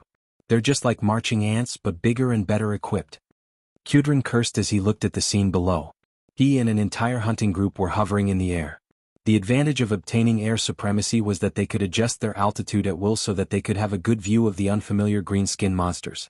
But the situation in front of him was terrible. When his sentinels first discovered these strange and ugly creatures and went to inform Kudrin, they estimated that they would still need at least 3 days to reach their destination. Unfortunately, these guys were moving very fast, and now they were only less than half a day away from the dwarven territories below the Eagle Nest Mountain. At first, Kudrin only saw a small group, but then he noticed that there were at least 3 groups less than 50 meters away. These green-skinned monsters were scattered into groups of about 20 people, but it was conceivable that more groups were coming out from the depths of the forest. After flying for about a kilometer, Kudrin actually found more than 40 groups of green-skinned monsters. The Wildhammer dwarves were never afraid of any challenge, but if these guys were not just for show, they would have been able to destroy Eagle Nest Mountain with their absolute advantage in numbers. For some reason, Kudrin suddenly missed his bronze-bearded cousin. Among the three dwarves, Bronzebearded was undoubtedly the strongest in close combat. The steel line of defense that they formed should be able to stop those huge ugly green-skinned monsters. Unfortunately, there was no if. No matter what, Kudrin and the others could not sit still and watch their home be destroyed. Kudrin looked around and raised the Tempest hammer in his hand. Wild Hammer dwarves attack. He blew the horn. The dwarves raised their war hammers high. The griffins responded with a loud cry, spread their wings and swooped down excitedly. More than 10 yellow lightning bolts struck down from almost vertical angles. Of course, their target was not the green-skinned monsters themselves. Letting the huge griffins rush into the dense forest was truly courting death. They let the griffins fly over the top of the canopy, then threw the Tempest hammer in their hands at the tree trunk, letting the hammer hit the tree trunk fiercely. Don't think that the griffin riders abandoned their weapons just like that. Galestorm's hammer was not a simple hammer made of metal. This hammer, which was completely condensed from the power of lightning, had long since entered the realm of mystery. Even though he had deliberately weakened the lightning contained in the hammer, the powerful impact still caused leaves, berries, and needles to fall like rain. The green-skinned monsters were at a loss for what to do. Fine leaves were fine, but nuts were a different story. The giant nuts in the forest near Eagle Nest Mountain were bigger than a human head when they matured, weighing almost 5 kilograms. What does it feel like to be hit in the head by a 5-kilogram freefall object after falling for more than 10 meters? Pah! An unlucky guy's head was smashed by a nut. Greenskin didn't know how all of this happened. Since the forest was no longer safe, it was time to leave. They jogged to the nearest clearing. This was the opportunity the Wild Hammer dwarves had been waiting for. The Grim Reaper, who had been hovering in the air for a long time, began to attack for real. Go to hell, Greenskin! Letting out a loud battle cry, Kudrin Wild Hammer took the initiative to attack. The Tempest hammer, that was flashing with dazzling lightning bolts, smashed out with a series of whistling sounds. The first Greenskin's reaction could not be said to be slow. He raised the huge battle axe in his hand and blocked in front of him. Unfortunately, what attacked him was not a real object. With a burst of thunder, the hammer made of lightning passed through his axe, causing him to feel numb from the electric shock. At the same time, it firmly smashed into his jaw. From his chin that had become as soft as rubber, it could be seen that all the bones in that area had been smashed into pieces, and his body suddenly flew backward. Green-skinned bastards are not worthy to defile our forest. Kudrin's roar greatly boosted the morale of the Wild Hammer dwarves. Almost at the same time that the orc was sent flying, the Tempest hammer flew back into Kudrin's hand and disappeared again. This time, it smashed open the head of another green skin. The Griffin King Scare drew an S-shaped arc in the air, beautifully avoiding the weapons thrown by two green skins, and at the same time, swiped its claws and opened the chest of one of them. Scare flapped its huge wings and circled in the air without slowing down, and immediately launched a second round of attacks. If they were caught off guard just now all of them had raised their weapons and were ready. However, it was useless. For the Tempest hammer, that could not be blocked and could only be dodged, this method of gradually gathering together was a form of seeking death. The Tempest hammer, essence was lightning, and its power varied from person to person. It had a very important characteristic, which was the splash effect. If the person who was hit was too close to the others, they would definitely be affected by the aftershock of the lightning. Just like this time, Kudrin pulled the Tempest hammer behind him and threw it out like a javelin. The heavy hammerhead first smashed into the right corner of a greenskin's eyebrow. In the next moment, his head exploded with the sound of a large-caliber dwarven musket. When this guy laid on the ground like a corpse, the lightning sparks that splashed from his body caused the other two who tried to dodge to feel their hands and feet go numb from the electricity. This gave the two griffin dwarves behind Kudrin a chance to dive down. Other than throwing the Tempest hammer, 3 huge griffins in a row showed their might at the same time, especially Scare. This was especially true for Scarlet. Her powerful front claws directly used high speed to rip a greenskin's head and Scarlet's spine out of his body. She used her sharp beak to tear the head of the second green skin, and at the same time she used her wings to stun the third one. The Griffin Knights were like harvesting crops in the field, easily plowing a bloody path through the greenskin's formation. Unfortunately, the ferocity of the Griffins only ended here. Suddenly, a large amount of spears shot out from the forest. It was comparable to a human archer's range, but it had a terrifying penetrative power that surpassed it. In that instant, Kudrin's heart felt like it was being cut by a knife, because he heard at least 20 griffins wailing and dozens of dwarf knights screaming in pain. Almost at the same time, Kudrin heard his adjutant Amhar's heart-wrenching scream. Troll? Following his adjutant's shout, Kudrin saw with his own eyes a stone axe that wasn't too sharp spinning at high speed in the air, drawing a sinister arc in the air and smashing into the shoulder of another Griffin Knight in his squad, Befalon. Beflan's left arm immediately became powerless and fluttered in the wind, and a wound near his shoulder spurted out dark red blood along with the wind. Chapter 346. The 7th Squad is under attack. Morar and Seagrove are dead. Hell, Arpin and Ratton got shot out of their griffins.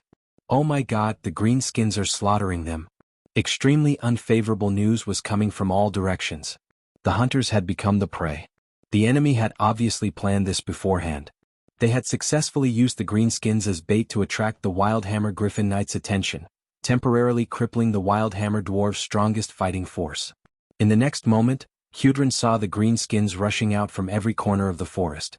They had almost covered the entire mountain, and he finally realized the seriousness of the matter.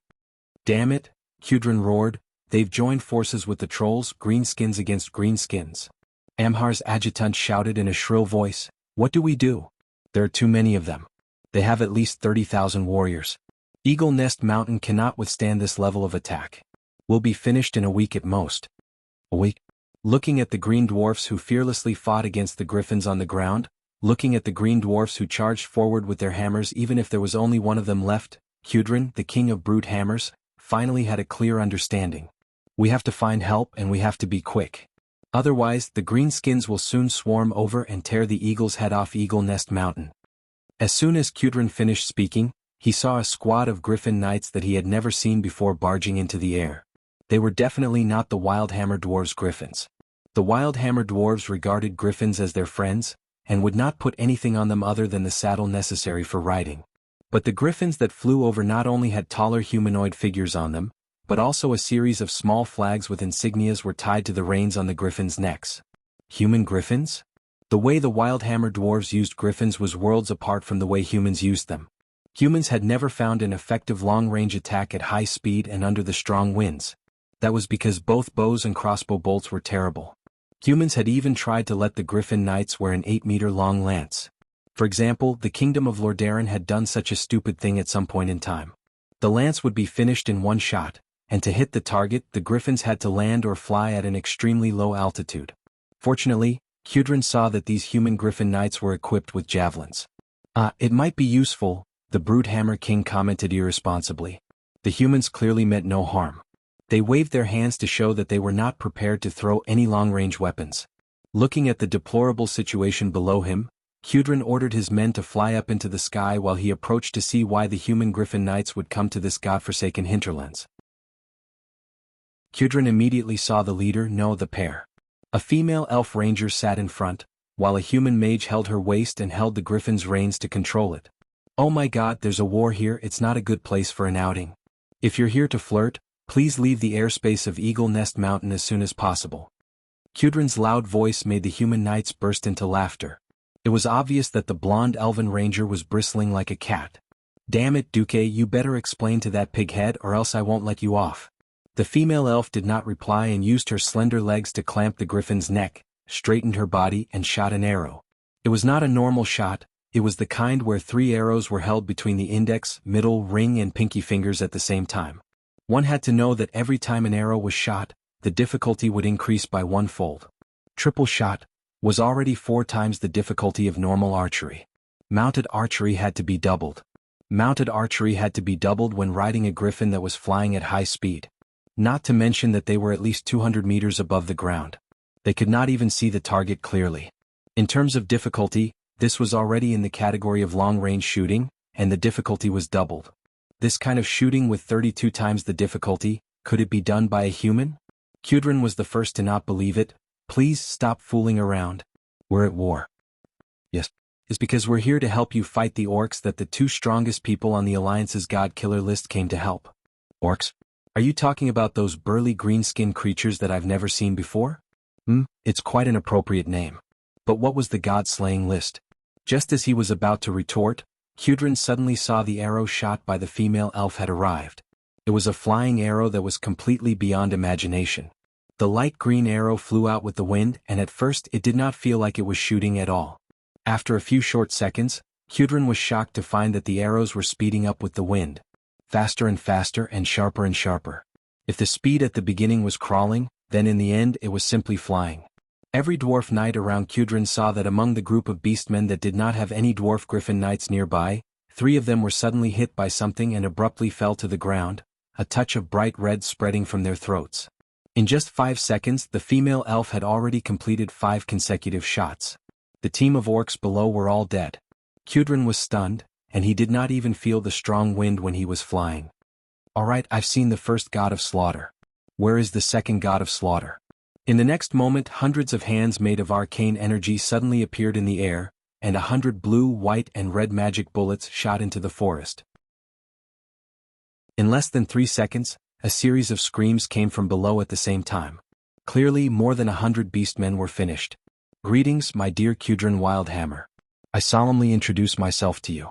I'm Duke Marcus, the Vice Commander of the Lordaeron Alliance and the #1 Orc Killer list, entrusted by your distant cousin, Magni Bronzebeard, to come to your aid. Kudrin and the other Wildhammer dwarves were scared out of their wits. They had seen bunkers, but they had never seen such a bunker. If the female elf's archery was considered a godly skill within the realm of imagination, then what this wizard named Duke did was completely beyond the concept of humans. Instant cast, multiple cast, high-speed cast, any one of these skills could be called a master, and to be able to do it on the battlefield at the same time, it was simply inhuman. Even if Kudrin did not want to admit it, Magni had indeed found him a good helper. But this small number of people was not enough. There were at least tens of thousands of green dwarves below. No matter how strong this couple was, how many could they kill? I have to admit that you picked a very good time to come here. Tell me, what do the Wildhammer dwarves want? I'm sorry to tell you, but the goal of those orcs is to conquer all intelligent races in the world of Azeroth. So, for the future of the Wildhammer dwarves, I formally invite you to join the Alliance. Chapter 347. At this moment, thousands of possibilities flashed through Kudrin's mind. For a moment, Kudrin was almost certain that this was a conspiracy. The timing was too coincidental. The Eagle Nest Mountain was attacked and you came. I didn't even ask for help. Duke's speed was faster than those death merchants who came to resell arms when they smelled the scent of war. The next second, Kudrin smiled bitterly. The Wildhammer dwarves knew that the entire Lordaeron continent was in a mess. The Wildhammer dwarves were not a completely isolated race. Even the merchants who frequented the Eagle Nest Mountain had told the Wildhammer dwarves that the entire continent was at war. From the Silverpine Forest in the west to the Hillsbrad Hills in the middle, and then to the Earthy Highlands in the east. However, the Wildhammer dwarves had always been aloof from worldly affairs, which made them subconsciously reject the news that war was approaching. In fact, just 2 weeks ago he had received a long letter from Magni Bronzebeard. The letter detailed the orcs' unreasonable territorial claims, and the most barbaric acts of genocide. All resistance was executed. Even if they surrendered, the dwarven slaves who were too troublesome or could not afford to keep them were executed. Supervisors were executed when they were in a bad mood. These barbaric green-skinned creatures did not care about the lives of people outside of their own race. Or rather, they did not even care about the lives of their own people. Unfortunately, this was not a good feeling. On one side there were bandits who aggressively invaded his garden, and on the other side, there was a treaty that was almost like an alliance? Duke saw Kudrin's embarrassment. No, great Wildhammer King. We are not the only ones here. At the request of Magni Bronzebeard, one of the leaders of the alliance, 50,000 elite soldiers of the Alliance have been arrayed on the border of the hinterlands. As long as you allow it, the warriors of the Alliance will definitely defeat these invaders for the Wildhammer tribe. Don't worry, there are no additional conditions. Dwarves were people who could be persuaded by reason but not by force. Coercion and bribery would only make them give you a gun, and they would rather fight to the death with the orcs than beg for mercy. Duke's method of inducing people to join the Alliance made the Wildhammer dwarves much more comfortable. Alright, in the name of the Wildhammer King, I accept the goodwill of the Alliance. As long as what my relative said is true, the Wildhammer dwarves will join your alliance. Duke smiled and immediately sent a magic message. Elucia, let General Seamus advance at top speed. The Stormwind elites who were already prepared for a rapid march abandoned all food and military supplies, and only brought their weapons and equipment with them as they trotted into the hinterlands. In the sky, Duke hugged Sylvana's slender waist as Queen Sylvanas rained arrows down on the horde that was running on the ground. At the same time, Duke used the system elf's scanning ability to mark out the trolls hiding in the forest and quickly killed them with magic. Yet there were too many of or. The tribes that covered the mountains and plains swarmed towards Eagle Nest Mountain without any formation. Under of Wildhammer of the horde the tribes. Under the command of General Seamus, the well-trained elite soldiers of the Stormwind Kingdom moved slowly. Under the command of General Seamus, the well-trained Stormwind elites moved slowly. Only after the tribe had been baptized by the javelins thrown out from behind the shield wall would they be qualified to face the terrifying shield wall. Only after the horde was hit by the spears thrown from behind the shield wall would they have the right to face this terrifying shield wall. Behind the 2 rows of sword and shield soldiers were 3 rows of pikemen. They repeatedly thrust and retracted their pikes, ensuring that any orc would have to face more than 6 pikes at the same time. This was definitely beyond the limits of the orcs' martial arts. The orcs slammed into the shield wall. Some parts of the shield wall had collapsed. The defenders there were unable to completely block the orcs' charge. The rain of spears gave the warriors time to repair their formation. They quickly stepped over their fallen comrades and filled the gaps in the formation. The trolls on the other side also threw spears. These primitive and crude stone spears did cause a lot of trouble for the humans. At least, the penetration of these spears was limited. They could not compare to the penetration of metal spears. When Seamus ordered the warriors to increase the number of warriors to 3, the formation was finally stabilized. The waves of orcs crashed into the shield wall. Less of it was destroyed. In contrast, the horde suffered a greater blow. When the 3rd wave of horde arrived, the FFF flamethrower team arrived and taught the horde a lesson. Originally, General Seamus was already prepared to fight a fierce battle. However, after the first wave of attacks, he was shocked to find that the people rushing out of the forest with weapons in their hands were actually the tribe's laborers. Even though these laborers had decent fighting spirit, how could their fighting strength compare to a standard orc warriors? Not to mention the elites of the Blackrock tribe. Their height, strength, and speed were all reduced. This made the battle more like a civil war between 2 human kingdoms. When the sun set, there were 40,000 orc corpses on the battlefield at the foot of Eagle's Nest Mountain. A glorious victory. On the battlefield, the dwarven warriors who were fighting on the front line all let out excited cheers. Their new allies, the human warriors, smiled faintly. They did not seem very excited. What, humans don't even celebrate a victory now? A dwarf warrior asked. Believe me, as long as it's a human warrior wearing the griffin emblem, every single one of them has killed 2 digits of orcs. We've definitely seen more orcs than you have. But the orc laborers that came today cannot make us excited. An elite warrior of the Griffin Legion replied. 2 hours later, Cudrin Wildhammer received Duque and his party in the throne room of Eagle's Nest Mountain. He had thought that the leaders of the humans were mostly old-fashioned old men. Obviously, his preconceived notions were wrong. Apart from a human general in his 40s or 50s, everyone present looked too young. Duke Marcus, a young man with a clean-shaven chin and a pair of deep black eyes, wore a blue and white mage robe. He was their commander. Then there was a fellow who gave off a gentle golden glow and called himself a holy knight. Finally, there was an elf girl with a wild and rebellious temperament. Although Cudrin didn't think she was cute, her valiant and beautiful appearance still won Cudrin's favor. It was rare for Cudrin to see so many special people. He was especially happy when Duque brought over a dozen barrels of wine. Now he was very happy to get to know these people. Dwarves were only brothers with men who could drink. Cudrin made up his mind. Regardless of whether Duque was weak or not, those who could drink were brothers.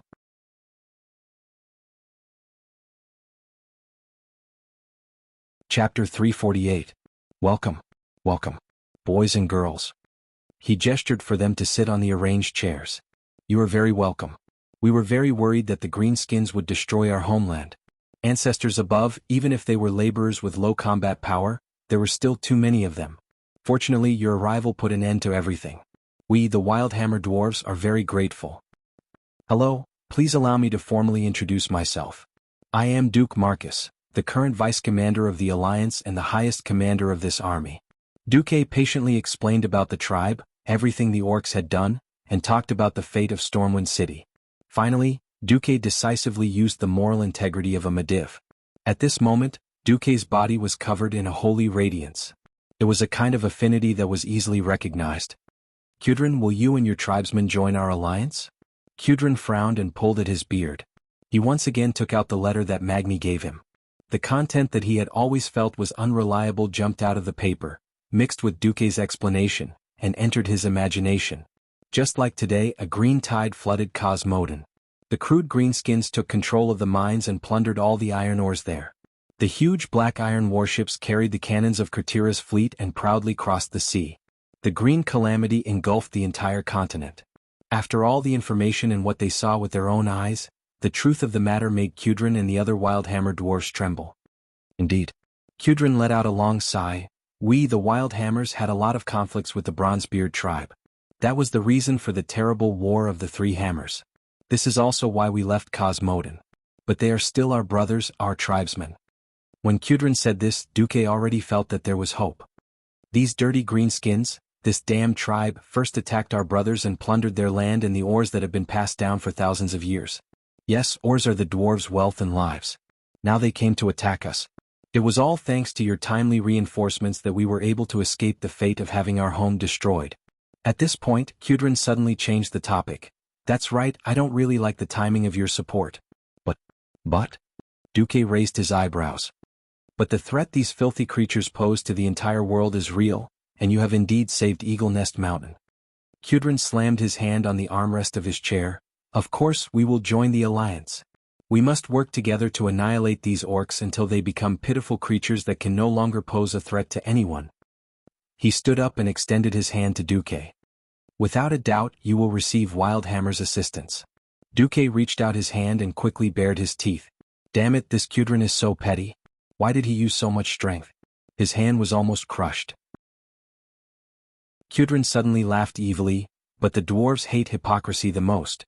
There will definitely be Wildhammer's assistance, but how much more will depend on your ability. A certain Wildhammer king crooked his finger, and a group of short dwarves carried the wine that Duque had delivered and ran up to him, huffing and puffing. 10 barrels of wine were lined up in a row. Kudrin slapped one of the barrels. Come, don't play tricks. King against king, general against general. Every time we drink a glass, if you are drunk by me, I will give half of the Griffin Knights. If you have the ability to let me go, I will bring all the Griffin Knights with me. Of course you have the right to refuse. At the end of the sentence it was completely a threat. A pain-in-the-ass threat. Duque subconsciously glanced at the corner of his eyes. At this moment, the Stormwind General Star was shining brightly. Gavin Rad Doom, one of the 5 paladins of the first generation. Reginald Windsor, who would later become a marshal. Tom Seamus, who died in the original history but would definitely be one of the first to become a marshal after his resurrection. Now all the generals simultaneously took a step back. Their movements were neat as if they had practiced it countless times. Damn. Even if they don't have the spirit of brotherhood, there should be a pattern, right? Duque's eyeballs almost popped out. And there is still one who didn't retreat. Before Duque's joy subsided, he immediately realized that the guy was Queen Sylvanas. Sylvanas raised his long golden eyebrows. His face clearly said, "What does it have to do with me when you men compete in drinking? Master, you can celebrate in peace. I will be responsible for taking you back to the bedroom to ensure that you will not do anything that will violate the Alliance's etiquette and Duke identity." The little maid Vanessa, who rushed over to follow the army this time, made a proper lady's bow. "But why are there dozens of coiled ropes hanging around your waist? Once I'm drunk, you will tie me up like a dumpling, right? Oh hell, are you the master or am I the master?" At this time, Kudrin's image began to enlarge infinitely in Duque's vision. It was already bigger than the dwarf's avatar. That was definitely a demon king's body size and pressure. Kudrin stood up, pulled out Duque's hand with a serious, lying expression, held it, and stuffed it into a huge wooden barrel-shaped wine glass. It was filled with fragrant wine. "As the king of wild hammers, I represent the 50,000 compatriots of the Eagle Nest Mountain to thank you, Duque. To the friendship between dwarves and humans, cheers." He said a lot of words of thanks, but it actually meant only one thing: "You damn brat, drink it." He only said this sentence, but it was enough. The group of bastards behind him also raised their glasses, "To the Alliance." Alliance my ass. In order to please the dwarves, I poured alcohol into the sweet fruit wine that the dwarves like to drink. Duque's face turned pale. What does it mean to be caught in one's own trap? If you don't seek death, why do I have to seek death for no reason? When Duque raised his glass with a bitter face, the demon king of the wine table, Kudrin, said, "I'll drink first, you take your time, but remember to be fair." After that, Demon King Kudrin drank at least 500 milliliters of the so-called fruit wine with at least 50% alcohol in 3 seconds. Great! This is F** King good wine. Hell, what I drank before was simply horse piss. Duque was just a college student before he traveled to another world. He had never entered society, and he was not a table warrior who had experienced the test of alcohol. Although his body was not bad after traveling to another world, it was only average without special training. Suddenly, Duque had to face the Demon King Kudrin. Duque wanted to cry. Duque secretly cried in his heart, "Why didn't I catch Lothar according to the original history? With Lothar as the scapegoat, it won't be my turn no matter what." Just as the wine entered his throat, a miracle happened.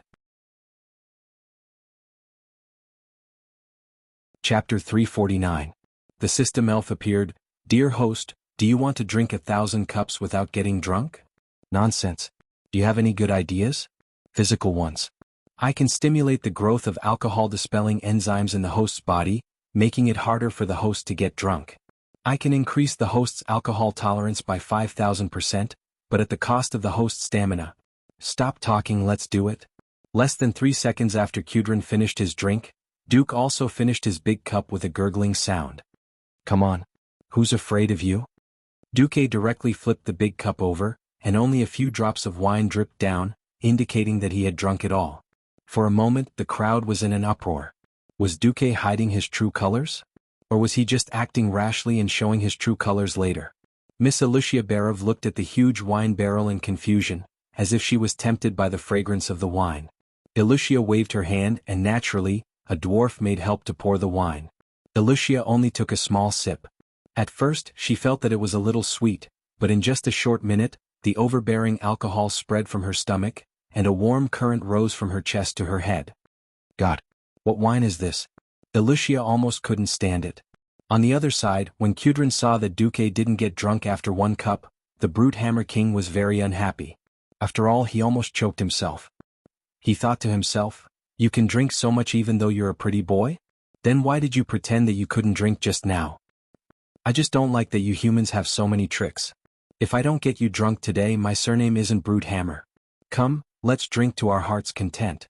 A barrel of wine, even if it was a small one, was at least 10 liters, and it was quickly finished by Kudrin and Duque. It was true that Kudrin was talented. Duke on the other side was equally unfathomable. Most of the people around him who were drinking with him were swaying left and right, and the few that didn't die fighting on the table were also a little drunk. However, the 2 fellows in the middle of the field swayed and did not fall. "Hey Duque, don't you think we're going to stop like this?" Kudrin wiped the wine off his beard and accidentally rubbed it on his eyebrows. "Well, old man Kudrin, how about something more exciting?" Duque elegantly wiped his mouth with a napkin, then poked the tip of his nose with his finger. "Mixed wine? That's the inevitable second stage, it's not exciting." Kudrin raised his hand. "Bring me all the models on my military map. And my baby."